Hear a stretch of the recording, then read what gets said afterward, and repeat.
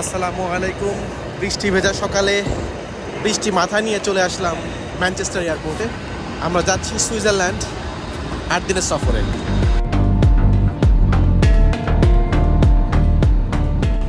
এই মাত্র জেনেভা এয়ারপোর্টে নামলাম। আমরা এখন যাচ্ছি ইমিগ্রেশনের দিকে। খুবই চমৎকার একটা এয়ারপোর্ট, খুবই সুন্দর, একটু লম্বা টাইপের এয়ারপোর্ট, খুবই গোছানো।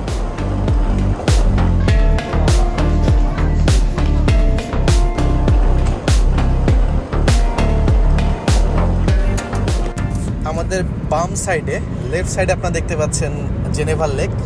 জেনেভা এয়ারপোর্ট থেকে বের হয়ে আমরা হার্স থেকে একটা কার হায়ার করলাম, যেটা অলরেডি booking.com থেকে বুক করা ছিল। তো গাড়িটা নিয়ে আমরা অলরেডি বেরিয়ে পড়েছি।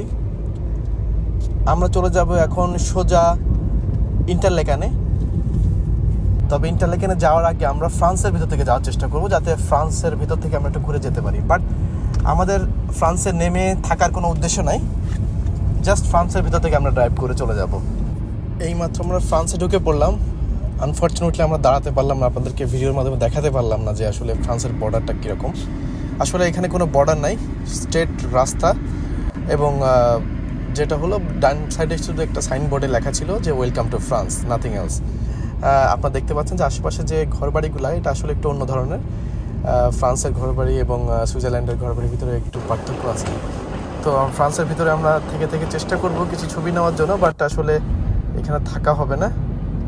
জাস্ট এর ভিতর থেকে ড্রাইভ করে আমরা চলে যাব সুইজারল্যান্ডের ভিতরে। আমরা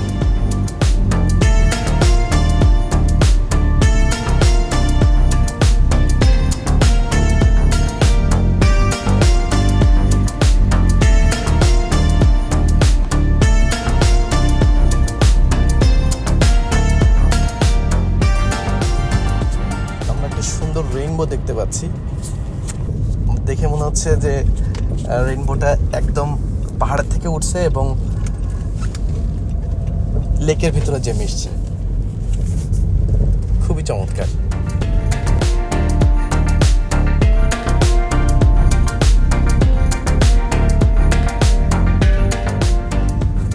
আমরা সুইজারল্যান্ডের বর্ডারে চলে আসলাম।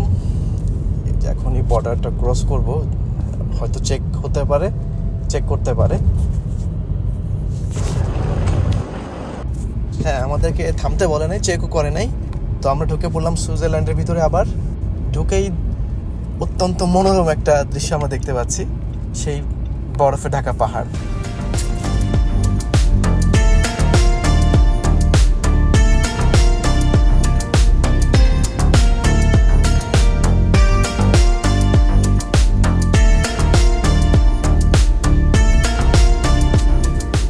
এভাবে অনেক টানেল, রাস্তা, পাহাড়, লেক পার হয়ে আমরা ঢুকে পড়লাম সুইজারল্যান্ডের সেই গ্রামগুলোর ভিতরে।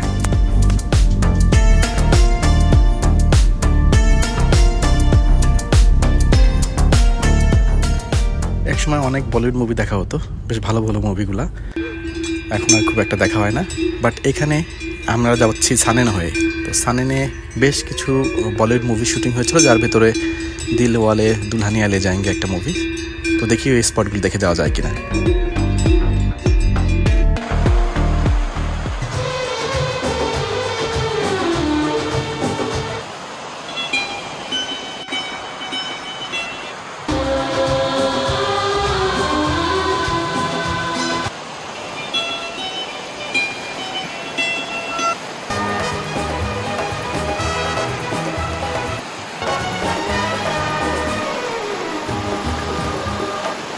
ছোটো স্ক্রিনে আপনারা দেখতে পেলেন যে এই মুভির শুটিংটা এখানে এই ব্রিজের উপর হয়েছিল এবং এই পাশের এয়ারপোর্টে হয়েছিল।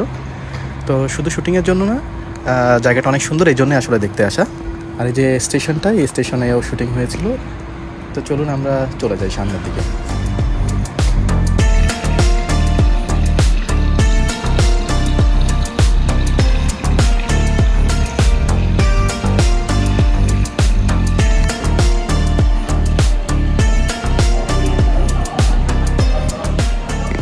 ইন্টারলেকান যাওয়ার পথে আমাদের আরও একটা স্টেশন পড়তেছে, যেটা হচ্ছে সুইজারল্যান্ড। তো এখানেও এই একই মুভির শুটিংটা হয়েছিল, যেখানে দেখতে পাচ্ছি যে কাজল ট্রেনটা মিস করছে।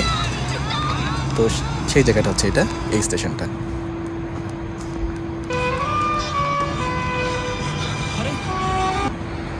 চলুন, যেহেতু সন্ধ্যা হয়ে গেছে, অন্ধকার হয়ে গেছে চারিপাশে, তো আমরা আমাদের একদম গন্তব্যের দিকে, আমাদের অ্যাপার্টমেন্টের দিকে চলে যাই। আমরা চলে আসলাম আমাদের অ্যাপার্টমেন্টে। সামনেই দেখতে পাচ্ছেন এটা হচ্ছে কিচেন এবং ডাইনিং অ্যাটাচ করা, একটা ফ্রিজ দেওয়া আছে। তো অ্যাপার্টমেন্ট আমি 6 মাস আগে booking.com থেকে বুকিং করে রাখছিলাম। আমার কস্ট পড়ছে 1000 পাউন্ডের মতো। ইউজুয়ালি এটা সামারে, প্রপার সামারে এটা 2000 পাউন্ডের উপর যাবে, এবং যদি আপনি কুইক বুকিং করেন তাহলে আরও বেশি পড়তে পারে।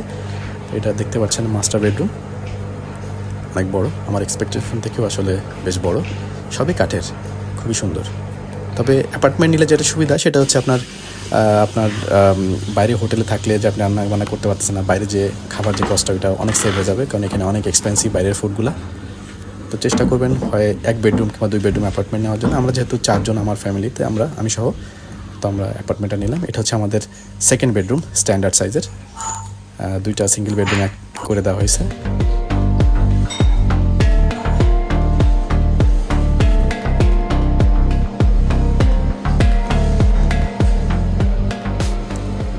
গুড সাইজের একটা বাথরুম, এটা বেশ ক্লিন আছে, ভালো। সকাল হয়ে গেছে, এখন দেখতে পাচ্ছেন যে আমি আপনাদেরকে নিয়ে যাচ্ছি ব্যালকনিতে। ব্যালকনির এই যে ভিউটা, এটা আমি অলরেডি booking.com-এ দেখছিলাম।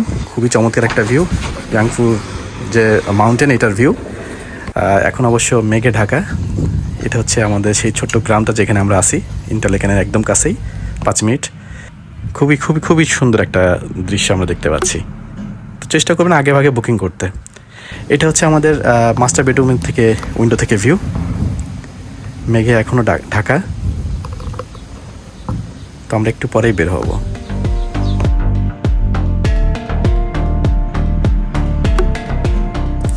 অ্যাপার্টমেন্ট থেকে বের হয়েই অত্যন্ত চমৎকার একটা দৃশ্য আমরা দেখতে পাচ্ছি, একদম অ্যাপার্টমেন্টের পাশেই। আমরা চলে আসলাম ইন্টারলেকানের আরা রিভারের উপর, একটা ব্রিজের উপরে। খুবই দারুণ একটা দৃশ্য দেখা যাচ্ছে।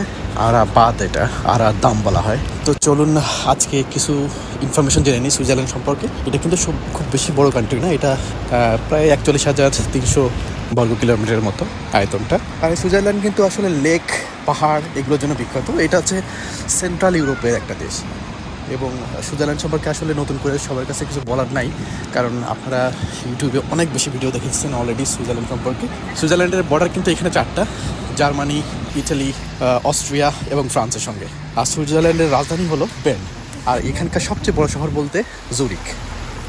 সুইজারল্যান্ডের ল্যাঙ্গুয়েজ কিন্তু 4টা, এখানে German, French, Italian and romance, এই 4টে ভাষাতেই কথা বলা হয়। তবে হ্যাঁ, যারা ট্যুরিস্ট এখানে আসেন তারা ইংলিশে কমিউনিকেট করতে পারবেন, কারণ এখানকার লোক বেশ এডুকেটেড। সুইস চকলেট এবং সুইস চিজ, এটা তো আসলে বিশ্বসেরা। আর ঘড়ির কথা কে না জানে, এখানকার রোলেক্স, ওমেগা এগুলো তো আসলে ওয়ার্ল্ড ফেমাস। আর এখানে টাকা রাখার কথা বললে Swiss bank, one of the best, one of the famous bank in the world. এখানকার ট্রান্সপোর্ট ব্যবস্থা কিন্তু অনেক বেশি উন্নত। এখানে ট্রেন, বাসের পাশাপাশি কেবল কারটা বেশ জনপ্রিয়, কেবল কারের পাশাপাশি বোটও আছে। সুইজারল্যান্ডের ইকোনমি কিন্তু খুবই শক্তিশালী। এখানে কিন্তু 2023 সালের জিডিপি হলো প্রায় 800 বিলিয়ন মার্কিন ডলার। তো যেটা কিন্তু আসলে যদি আমরা হিসাব করি তাহলে পৃথিবীর 10টা ধনী দেশের ভিতরে একটা দেশ কিন্তু এটা সুইজারল্যান্ড।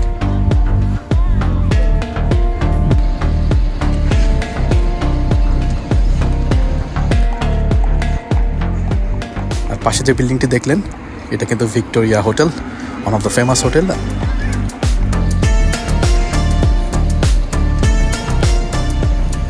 যে আপনারা এখানে যেটা দেখতে পাচ্ছেন এটা হচ্ছে ইয়াশ চোপড়ার একটা স্ট্যাচু। ইয়াশ চোপড়া কিন্তু এখানকার এই ইন্টারলেকানের অ্যাম্বাসেডর বলা হয় ওনাকে, কারণ ওনার কারণেই কিন্তু আসলে ইন্টারলেকানটা বেশ পরিচিতি পায়, বিশেষ করে ইন্ডিয়ানদের কাছে। সেখান থেকে আসলে সারা বিশ্বে ছড়িয়ে পড়ে, কারণ তাদের অনেক অনেক বলিউড শুটিং সে কিন্তু এখানেই করছিলেন, এবং তার যে বিশেষ মুভি যেটা দিলওয়ালে দুলহানিয়া লে যায়েঙ্গে, সেই মুভির শুটিংগুলো কিন্তু এখানেই হয়েছিল।